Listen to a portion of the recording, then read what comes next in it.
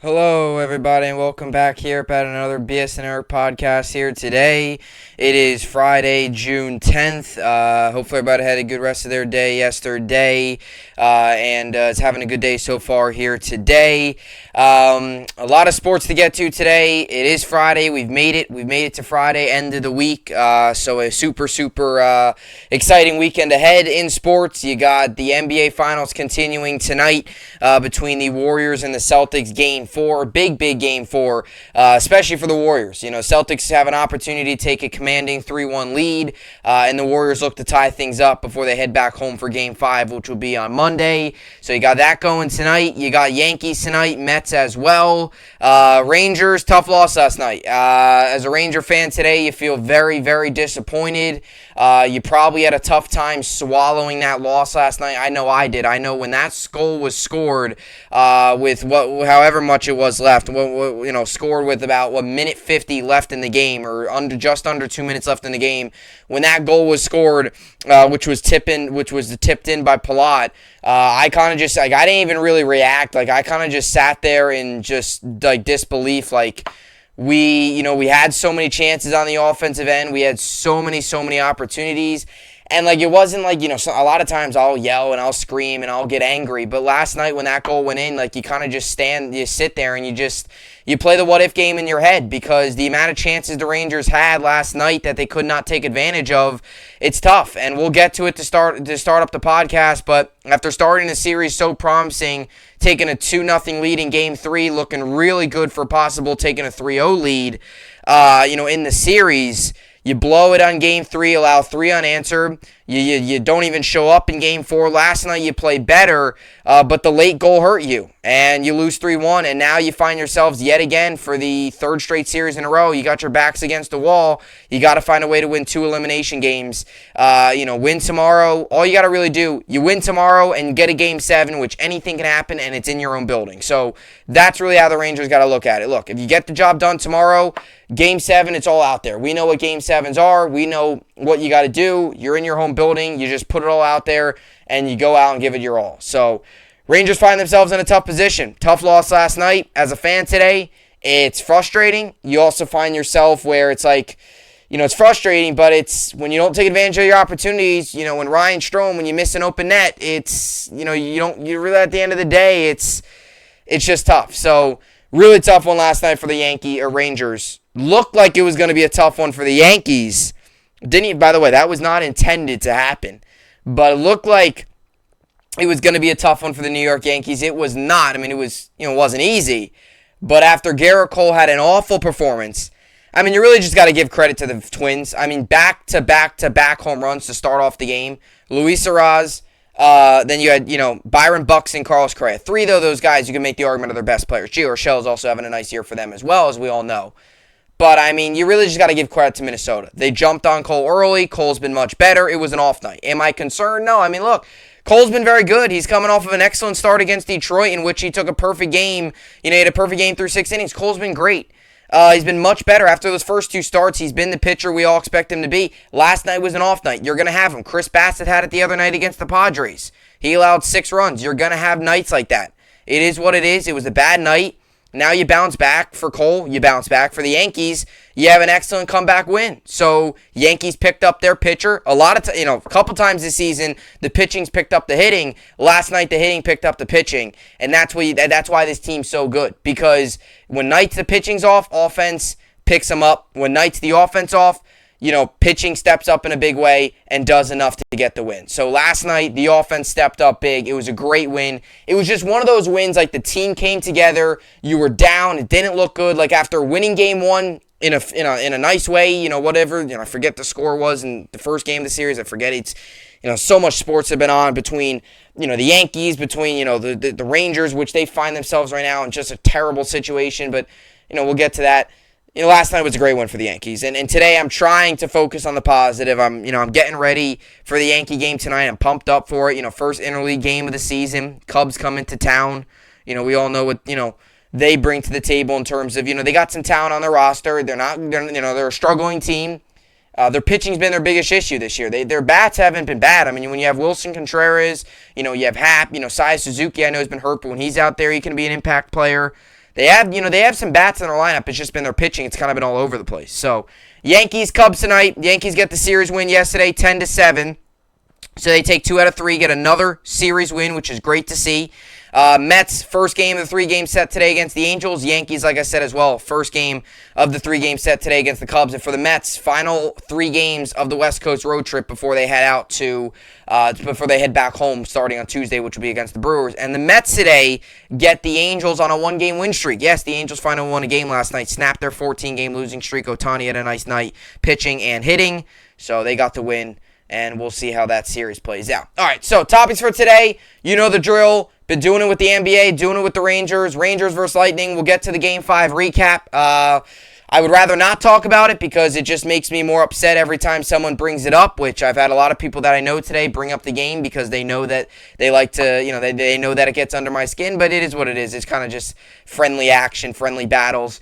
There's a couple Devils fans that I'll go back at them and, tell them, where are the Devils. I don't see the Devils on the schedule. So just friendly action, friendly battling. But either way, Rangers tonight, Rangers recap today, last night, Game 5. It was a tough one. Like I said, I was kind of watching that game, when they scored that goal, I didn't really react. I kind of just stood there and I kind of just sat there in disbelief. Like we had chances. Like it's just frustrating. It's one of those nights where you just play the what if game. You kind of sit there speechless because it's like there's not one thing, or it's not like it's a frustrating night where like Game 4 I was frustrated. I was yelling at the team. I was frustrated because we weren't playing well. Last night, we played fine. We just did not capitalize, and at the end of the day, it's like you have nothing to yell at. It's just you sit there and you just kind of just marinate in the fact that you're down 3-2 now. That's the frustration aspect. So we'll get to that. I also want to get to know Syndergaard because I found this really interesting and very, very, very soft in terms of a competitive standpoint on his part. The Angels are giving him extra rest. So he will not start in the Mets series. As we all know, the way things ended for Noah Syndergaard in the New York Mets was not pretty. While his time with the Mets fan loved him. His ending there was not pretty. It was ugly. And now Phil Nevin says that he's going to have an extra day of rest. So Noah Syndergaard will not start in the Mets series against the Mets. He got rocked by the Yankees, as we all know, when the Angels came into town a couple weeks ago. And now he's not going to pitch against the Mets for extra day of rest. I'm going to tell you why this really gets me angry. And I'm not even an Angel or a Met fan, but this just gets me angry. Because this just shows you that all these years of him acting like a big tough guy, this is just embarrassing. If I'm Noah Syndergaard, I'd be embarrassed right now. And I'll tell you why. We'll also get to the New York sports update, like I said. Yankees tonight, Mets as well. Yankees first game of 3-game set at Yankee Stadium against the Cubs. Mets first game of a 3-game set to wrap up the West Coast road trip against the Angels. So, with all that being said, a lot to get to today. Packed Friday as always. This is the BSN podcast, and let's get into it. So Game 5 was last night. As we all know, going into last night, we felt it was a must-win as New York Ranger fans. And, we'll find out if it was a must-win. If they lose tomorrow night, well, it was obviously a game they needed to have. If they go on and win the series, you look at this game and you don't really care about it. You're in the Stanley Cup anyway. So, look, I'm still holding out hope. I'm hoping. Am I optimistic? Not really. I'm still hoping. I mean, there is that. I do have a little bit of optimism just because of the fact that in round 1, I had no optimism. When they fell down 3-1, I was like, yeah, this series is over. They came back. Round 2, especially, when they fell down 2-0, I was like, yeah, they ain't coming back. They came back. So now they're down 3-2. This is a little bit different because this is probably the best. This is the best team you've played, the most experienced playoff team you've played. They're back-to-back Stanley Cup champions, and unlike these other series where Pittsburgh, they got hot late in the series. Carolina got hot after Game 2. This series, they've seemed to cool down since the first 2 games. Ever since Game 2, Game 3, they blow it. Game 4, they didn't even show up. Last night, heartbreaking heartbreaking 2 goals under 2 minutes. Obviously, the one coming as an empty netter, but the empty netter took away any chance of, scoring on the 6-on-5 with the empty net and, tying the game and sending it to overtime. So that 3-1 obviously does hurt. The score of this game, I don't really think can really tell us all about. Like, if you got up in the, if you didn't watch the game, you just got up in the morning and just looked at your phone and saw the Rangers lost 3-1. You were probably thinking, oh, another game where they got out-toughed, outplayed, out-physicaled. But at the end of the day, it really wasn't out. I mean, Rangers played much better yesterday. They really did. They got a lot of chances on net. The big play I look back is the Ryan Strome play, and that's the play that I've all my sports apps, right, and all the apps today is showing pictures of that play, the amount of videos of that play I've seen.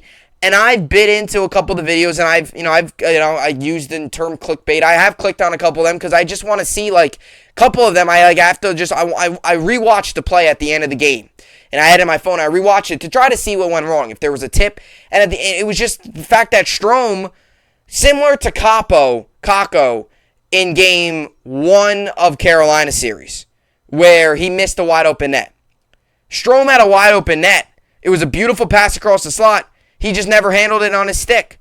Tried to shoot it. Puck, just never had control of it. Went behind him. That's the play right there. I think that ultimately, that's the game right there.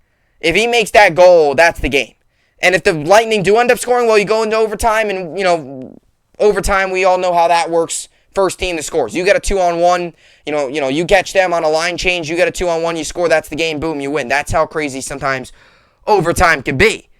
So that's the big play of the game I look back on. But last night, it's not that the Rangers didn't lose. The Lightning, I look at this game as, and it's kind of weird because, like I said, I thought the Rangers played much better last night in terms of pucks in the offensive zone, forecheck, clearing the puck in the defensive zone.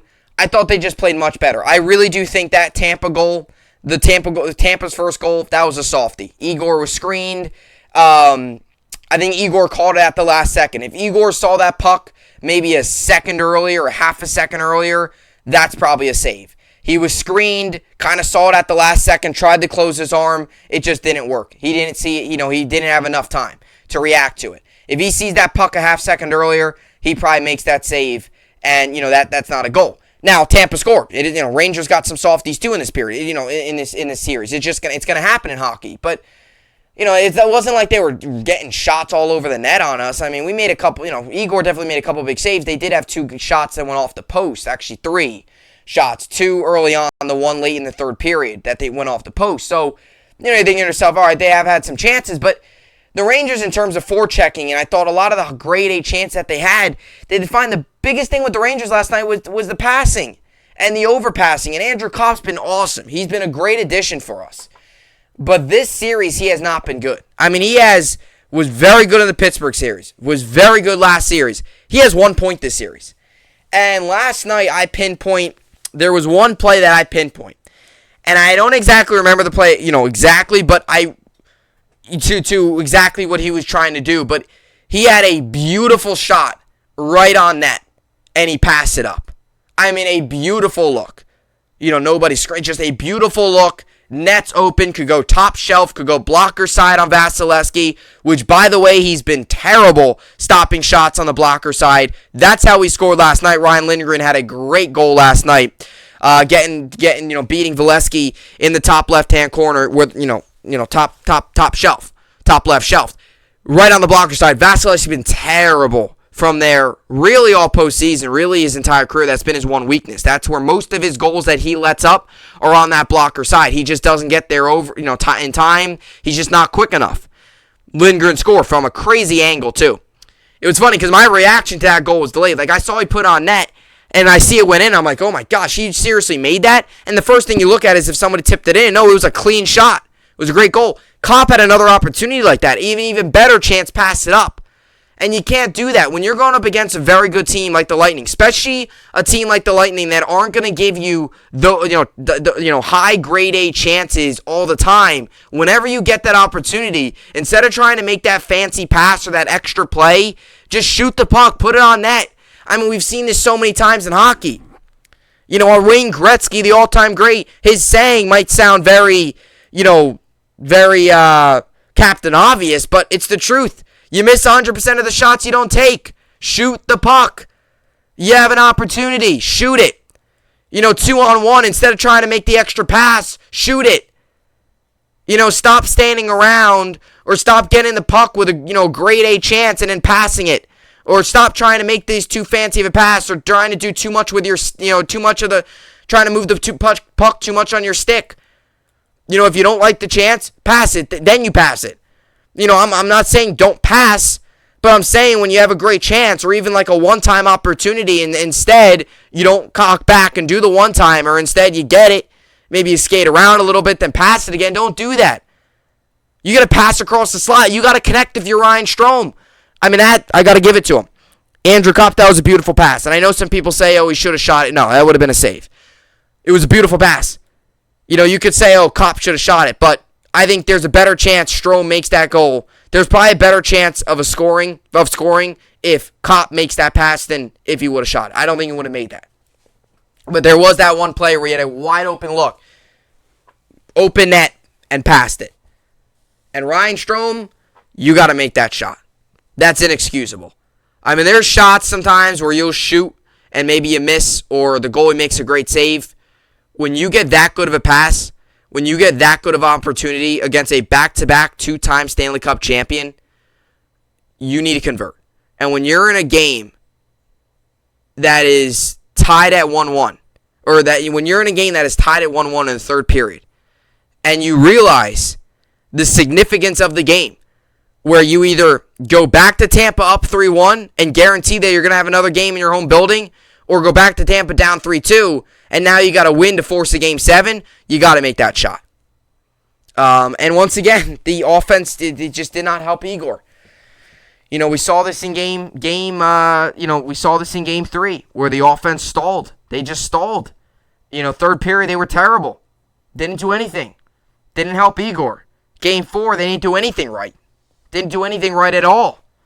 Last night, yet again. Late in the game, offense has chances. You have chances in your offensive zone. You pass some of them up. Some of them you just whiff. And we now stand here 3-2. So the way I look at last night's game is, once again, you find yourselves where, you're overpassing. You're making too many passes.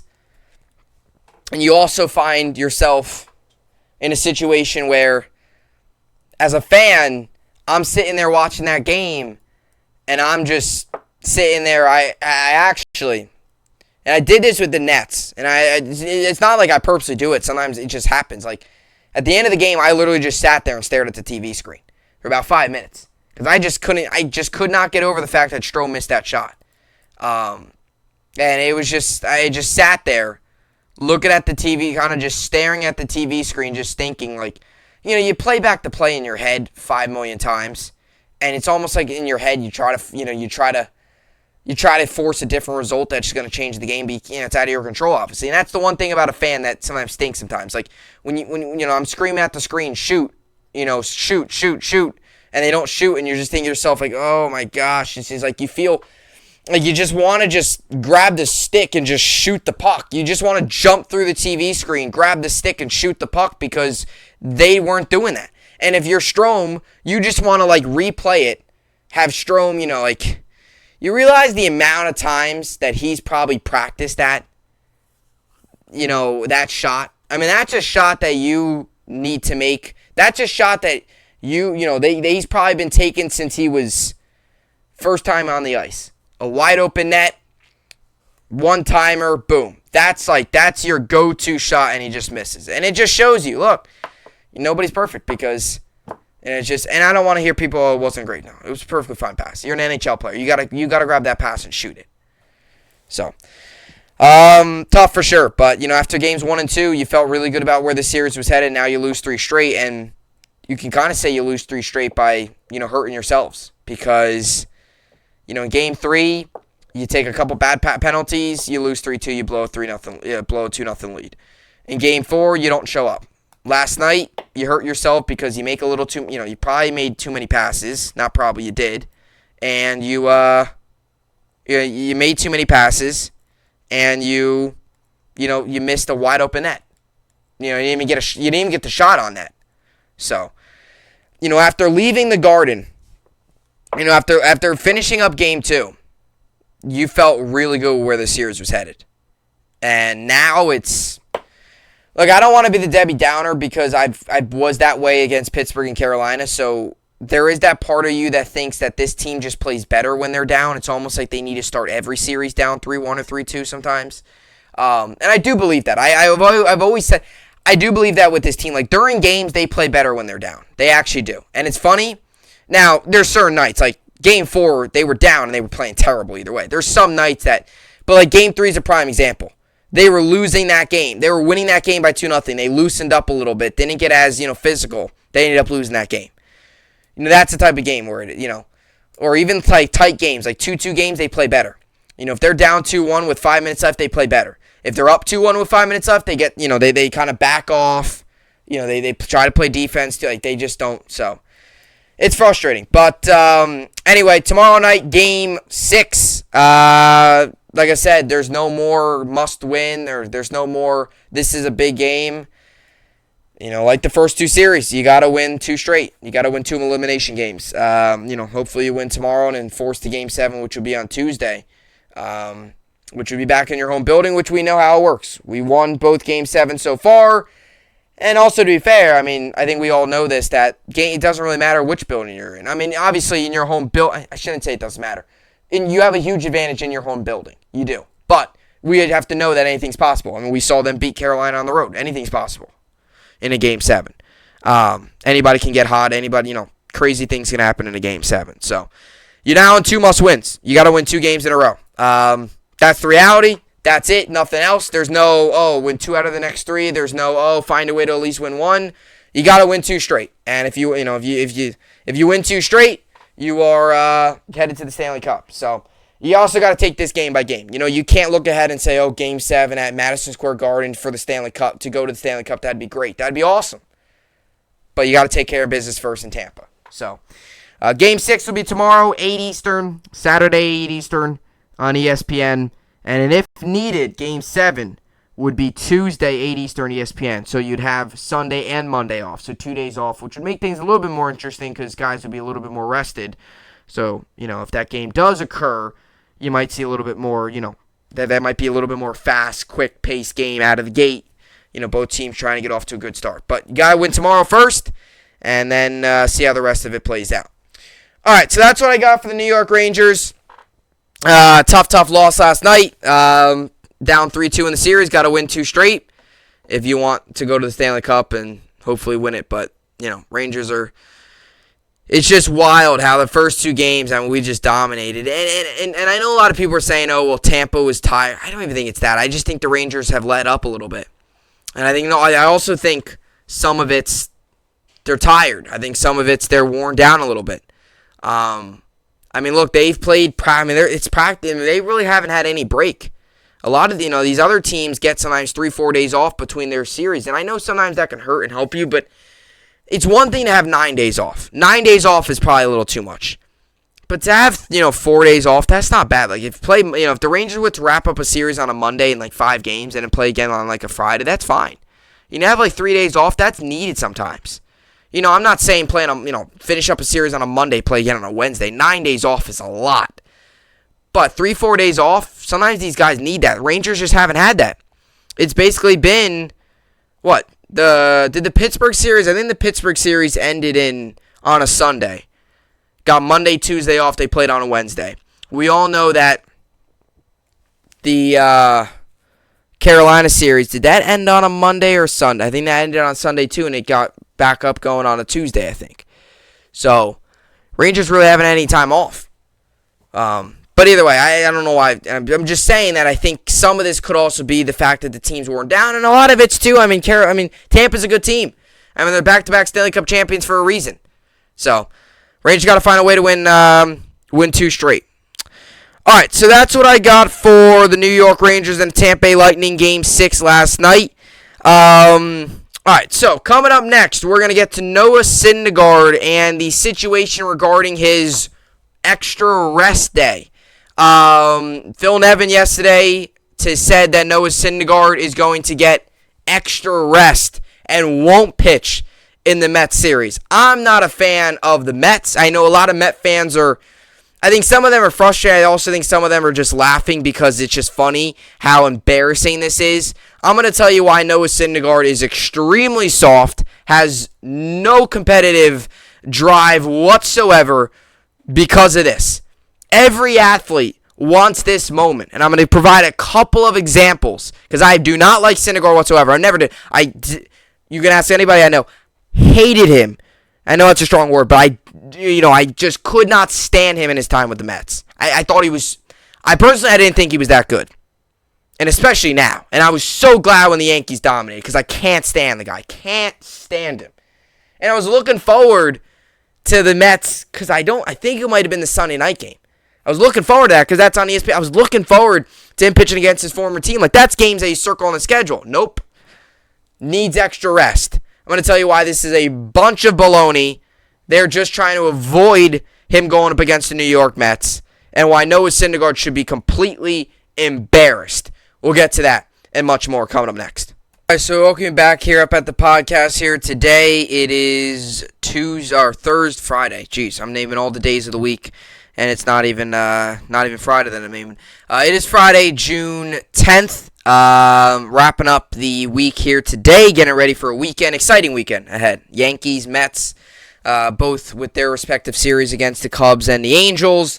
You got Game 6 tomorrow night, which, hopefully is a good one. I think if they lose tomorrow night as a Ranger fan, you're really going to be hurt because, you get this close, and when you don't, and I've always said that in sports, like, it's one, like, when you're winning, that's great, but as you get deeper and deeper into the playoffs, as much as the wins feel great, like, if you lose a series, it's going to feel even worse than winning a series feels how good it is, if that makes sense. Like, losing when you're 2 games away from getting to the Stanley Cup would really be painful. So I don't want that to happen, obviously. I want us to play 6 very strong periods of hockey and win this series. That's what I want.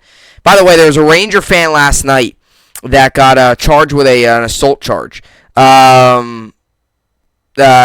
was the fight at Madison Square Garden. So the Ranger fan, I guess they were going at each other, which I think is, stupid. Like I said, those are the type of fans that are, are the eyesore to many great fan bases. I think the Rangers have a great fan base, a lot of loyal fans. I think hockey fans in general, there's a lot of loyal hockey fans out there. Those are the type of fans that have no place whatsoever going to games. Those are the type of fans that have no place wearing team apparel, buying tickets. They have no place, no right to go to the game. So they're banned. And I'm obviously, that stuff's ridiculous. That's, it's at the end of the day, like, if you really want to, hurt somebody, or you really want to, you're that angry at somebody, then take it out on the players. I'm not saying go out there and hurt the players, but the fans ruin for his team. If you're going back and forth, there's no, punching a Lightning fan if you're a Ranger fan is ridiculous. And to be honest, right now you're down 3-2, so you really have no room to talk if you're a Ranger fan, and that's kind of where I am right now. Like, you can't go back and forth with Lightning fans. You're down 3-2. Maybe after first 2 games you could have, but not now. So ridiculous. He's banned, which is obviously the right thing to do. No place, obviously, Madison Square Garden. So I just saw that. It was a pretty vicious hit. You can find out CBS Sports app. But anyway, I wanted to get to this Noah Syndergaard situation. So as you all know, the Mets right now are in the midst of a West Coast road trip, actually finishing it up. And to be honest with you, kind of just to give you a little bit of update on it, it's been a great road trip. It's been an interesting road trip, I should say. Not a great road trip, but for the New York Mets, if they sweep this series against the Angels, with the way the Angels have been playing, even though they won last night and snapped their 14-game losing streak, they're still not in a good spot, in terms of record and where they stand in the standings and the way they've been playing. Mets have a good chance to sweep this series and finish 6-4 on a road trip in which they started the road trip on losing 2 games Thursday and Friday last week against the Dodgers. They won Saturday, won Sunday, did great. Then they lose 2 out of 3 against San Diego, and now they have an opportunity to go up against the Angels team that has struggled, has not been the same team we saw in April and May, has been awful late May, awful into June. Got a win last night, but still, let's be honest here. After starting the season, leading the AL West, 28-30, they're now 28-31, 9 games out of the lead, and they are 1-9 in their last 10. They won the game last night, and their run differential has dropped all the way down to +11. It was high. Now it's all the way down because they have not been doing anything whatsoever. So Mets come into town, or go into town in Anaheim against the Angels to wrap up the road trip. And for the Mets, it's a big opportunity, like I said, to finish up a road trip in which you did not start well. And a lot of Met fans are going to use this road trip, use the month of June as kind of a measuring point as where the team is at, what they can do against very good teams without their two best pitchers in Jacob deGrom and Max Scherzer. Obviously, both of them are hurt, although there has been a little bit more promising news on the Scherzer front that he's actually a little bit ahead of schedule of the 6 to 8 week window. So we'll see how all that plays out. I would assume, and I think the safest thing to do is if you keep winning, no need to rush either of them back. You just wait until after the All-Star break, fully load up for the second half of the season and into the postseason. So this is a big moment for the Mets. And they play the Angels this weekend. And we all know the Angels went to Yankee Stadium last week. And to say that they got beat is an understatement. They got absolutely dominated. So on May 31st, the Yankees and the Angels played. And we all know Noah Syndergaard and his exit in New York. And, his time with the Mets was awesome. Met fans loved him. Thor, they had promotional giveaways of Thor bobblehead night, him pitching in the World Series. I remember the one time against I think Chase Utley and the Dodgers, where he threw behind him after they slid into the second baseman for the Mets. Was it Juan Lagares, I think? He threw behind him, got thrown out. He was kind of the ultimate team player. He was the guy that wanted the ball in the big situations, wanted the opportunity, wanted to back up his teammates, wanted to be there for the fans, all of that great stuff. And the ending in New York was pretty ugly. The tweets, the negative comments about the organization, saying that he wanted to come back and then all of a sudden turning his back on the team and then going to join the Angels. And then come to find out, all the negative things he had to say about the organization. Throughout his entire time spent there, he was a popular figure. He said he wanted to come back. He said, look, I plan to resign here. He says he wants to. Then he said, I'll give the Mets, first bidding. And then that never happened. He went ahead with the Angels without the Mets really giving him a legit offer. Was kind of offended with the Mets. Was kind of it was an ugly ending. And we see that in sports sometimes. I mean, guys would have great careers, and then they have an ugly ending towards the end, and fan base hates them. I'm going to give you a very, very, very most recent, not as big example, but Jamal Adams with the Jets. Fan base loved him while he was here. It was an ugly breakup. 95% of Jet fans hate him. His jerseys, I remember his jerseys at MetLife Stadium would be all over the place. Number 33, Jamal Adams, they would be all over the place. When he would enter out, crowd would go wild for him. He was, in a way, almost the face of the franchise during a tough time. The ugly breakup fans now hate him. Same thing here with Syndergaard. Syndergaard jerseys all throughout Citi Field. An ugly breakup. They now hate him. So on May 31st, when he pitched against the Yankees, Met fans were all against him. They wanted the Yankees to crush him. Now, I know there was a lot of Met fans out there that wanted the Yankees to put up like 9-10 runs on Syndergaard, but still find a way to lose. That did not happen. Yankees won 9-1. But to give you Syndergaard's box score, he went 2 1/3 innings pitched, 7 hits, 5 runs, 5 earned, a walk, no strikeouts, allowed a home run. Through 45 pitches, 29 strikes, 4.02 ERA. Now, his ERA this season has lowered since that. He stands at 4-4 with a 3.69 ERA. 3 strikeouts, a whip of 1.19. Now, his time with the Mets, he spent 2015 through 2021 with the New York Mets. Pitched in 2015 to a 3.24 ERA. 2016 was a 2.60. 2017, 2.97. 2018, 3.03. 2019, 4.28. And in 2021, 9.0. Now, he had a lot of injuries, throughout his career. Last season, missed the entire 2020 shortened 60 game COVID season. Last season, only played 2 games with the Mets. And now he's with the Angels. So the Mets play the Angels this weekend. And it was supposed to line up where Syndergaard was going to pitch against the Mets. And yesterday, Phil Nevin comes out and says that Noah Syndergaard will not pitch in the series against his former team. And instead, he will get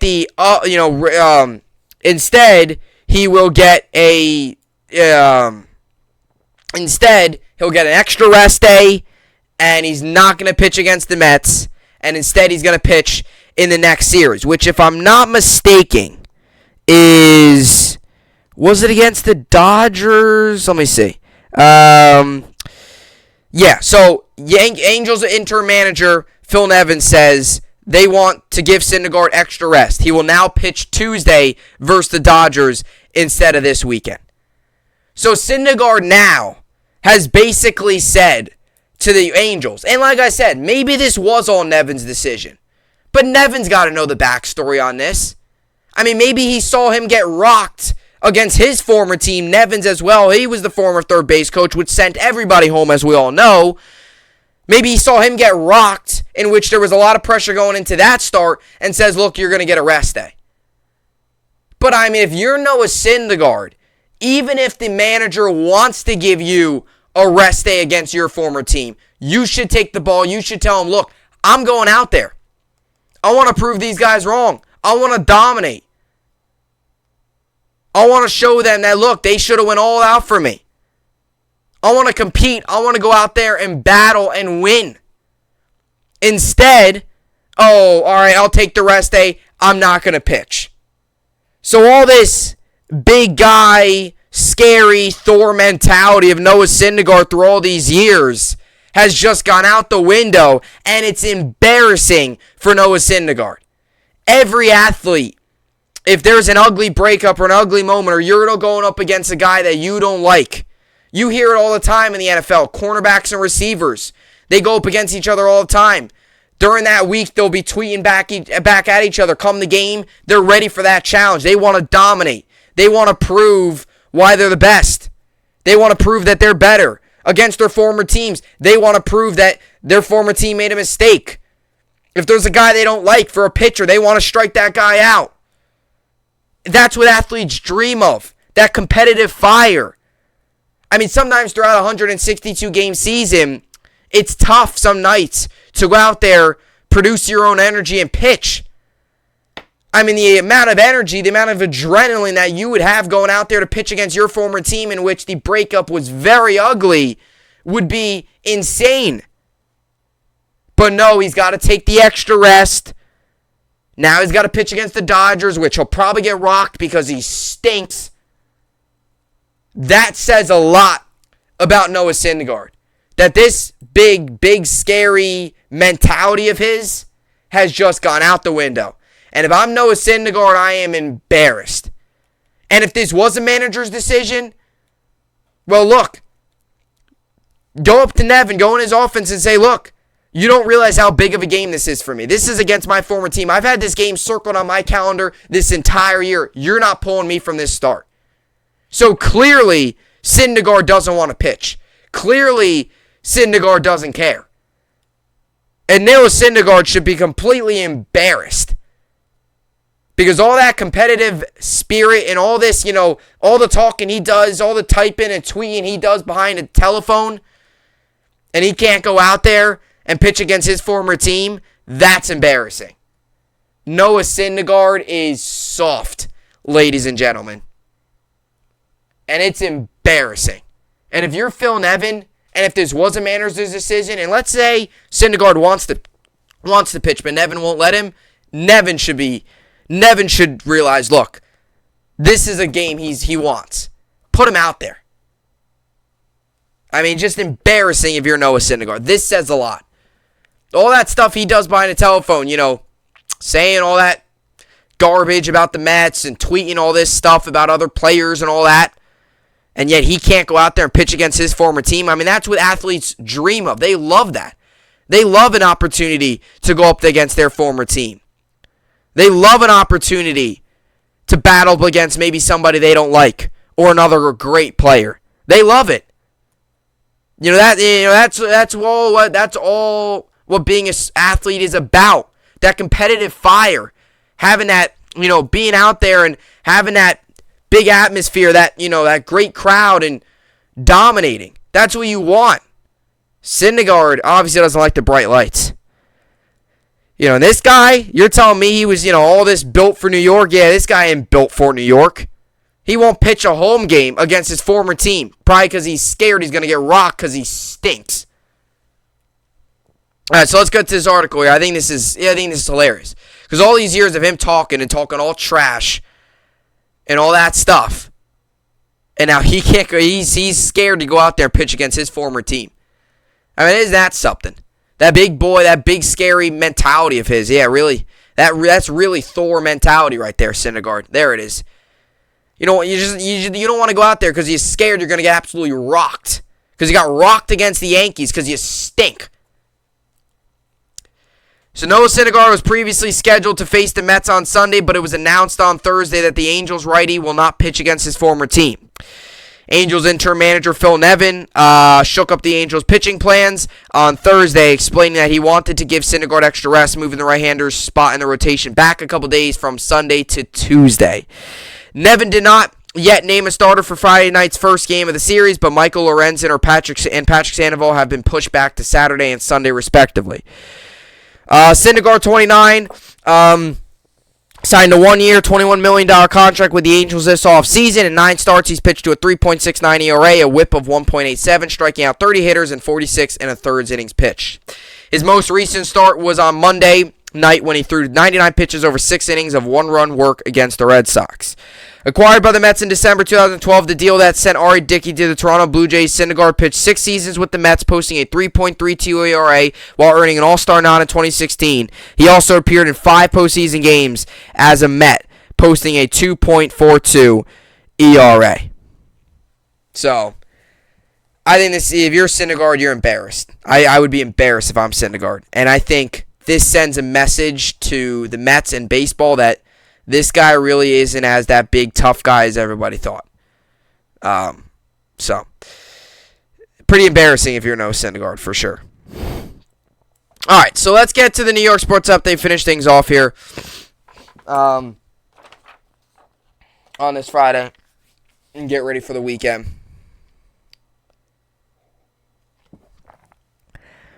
By the way,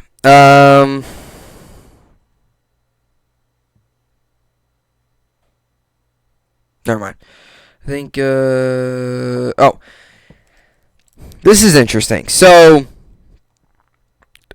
New York bet over $1 billion every month. So, New York reports $1.26 billion in sports betting wagers in May 2022. State has gone over $1 billion and handled every month this year. It's a lot of money out there. Wow. So, anyway, let's get to the games tonight for the for MLB. We got Nationals, Brewers, Phillies, Diamondbacks, A's, Guardians, Tigers, Blue Jays, Braves, Pirates, Nationals, Astros. Jeez. Marlins, Astros. Marlins were just playing the Astros, so for some reason I called them the Nationals.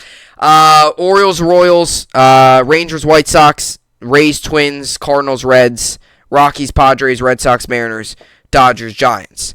Only 2 more of these late games for the New York Mets. Mets come into tonight's game 38-21. Angels come into tonight's game 28-31. Mets got Tyler McGill on the mound. He's 4-2 with a 4.41 ERA. And the Angels have, let me see here. I gotta go to this. The Angels have, so on here it shows Diaz, but some other sites show that there hasn't been a pitcher announced. So I'm going to roll Diaz here. He's 1-0 with a 1.32 ERA, over-under set at 8.5. Tonight, 9:30 p.m. Eastern, 9:38 p.m. Eastern on Apple TV+. So, sorry, Met fans, you got to watch tonight on Apple TV+, which the graphics are great, but the announcing stinks. It's terrible. It's awful. Yankees tonight against the Cubs. Yankees come into tonight's game 41-16. Cubs come into tonight's game 23-33. Cubs have Wade Miley on the mound. He's 1-0 with a 3.38 ERA. He's fresh off the IL. Yankees have Severino on the mound. He's 4-1 with a 2.95 ERA, over-under set at 9. Tonight, 7:05 p.m. Eastern. Yes, Amazon Prime TV, I think, as well. I think it's on Amazon Prime tonight. It's the stupid Friday night Amazon Prime things. So, that's that. Wish every game was on Yes. I mean, I'm still able to watch on Amazon Prime, but I would just wish games were always on Yes. It's just easier. It's like, Why put a game? And I don't get this because the people in the metropolitan area, I think it's New York, New Jersey, and is it Connecticut, I think? If you have Amazon Prime, you can watch the game. But if you are out, like, if you're not in the area, or you're out, let's say, not in the East Coast, or you're out west, and you want to watch the Yankees, so basically people sometimes pay to watch the Yankees, in which they usually get on Yes, and it's the same broadcast. It makes no sense. It's all about the money. It's like these games are all over the place. You got them on Apple TV Plus, you got them on the Amazon Prime, you got them on Peacock. Now, Peacock, I will admit, I did enjoy. I did enjoy that game. Not just because they won on a walk-off, but because I thought the broadcast was good. I actually liked the 11:35 start because I think that's good. Like, ends by 2. You have the rest of the day to do whatever you want instead of it ending 4 or 5 o'clock. I like the Apple TV Plus game. I really did enjoy that. Not the Apple TV Plus, the Peacock. But just put the games on Yes. I mean, I don't like the Yes broadcast. I really don't. I'm not a big fan of Michael Kay. But just put it on there. It's easiest for everybody to access. Everyone always, you find, and rightfully so. I mean, it's just dumb to put all these games on all these different networks. I mean, you're talking about one of the biggest franchises in the world. Just put them on their network. And, you don't see this with the Nets. I mean, unless if they're on ESPN or TNT, which is easy access. I mean, that's just go to ESPN or TNT on cable. You don't have to go on Amazon Prime or Apple TV Plus to watch any of these Nets games. It's only with the Yankees. It's frustrating. It really is. Celtics-Warriors tonight, game 4. Warriors obviously 2-1 series lead. They're 4-point favorites. Over-under set at 214, 9 p.m. Eastern, ABC. And as for fantasy baseball, I'm currently losing in my main league 199 to 178. So that's what I got going on there. Definitely a little bit frustrating because my guys did fine yesterday. It's just, they were better. I mean, the guy that I'm playing up against is just having a good week. Sometimes that happens. Tonight I got Jose Barrios and Kyle Gibson on the mound. And in my other league, I'm currently losing 185 to 171. So that's kind of what's happening there. Yeah. So that's what's going on in that league. And for pitchers, I got Walker Buehler, Jose Barrios, and Joe Musgrove. In my main league, like I said, I have Jose Barrios and Kyle Gibson. So both guys, Gibson's had a pretty solid year. Jose Barrios has kind of been all over the place. He had a good start last time out, so hopefully he can continue to build on that. And, that will do it for the week. So another good week of podcasts in the books. As always, as you all know, take breaks on the weekends. So everybody enjoy your weekend. For those of you who are interested, I will have my Bubs Talking Baseball podcast on Sunday, Apple Podcasts, and you can also find it on iTunes. So if you're interested in that, that will be on Sunday. But for the regular Monday through Friday all sports podcasts here on YouTube, I will see you all on the flip side. Enjoy your weekend. Let's go Yankees. Let's go Rangers. Let's come back in the series and get to the Stanley Cup. Got to turn things around fast, but let's do it. And for the Yankees, would love to have another series sweep at home. Starting up tonight. So enjoy your weekend. I will see you all on the flip side. See you all back here on Monday. Hope you enjoyed it, and thanks for watching.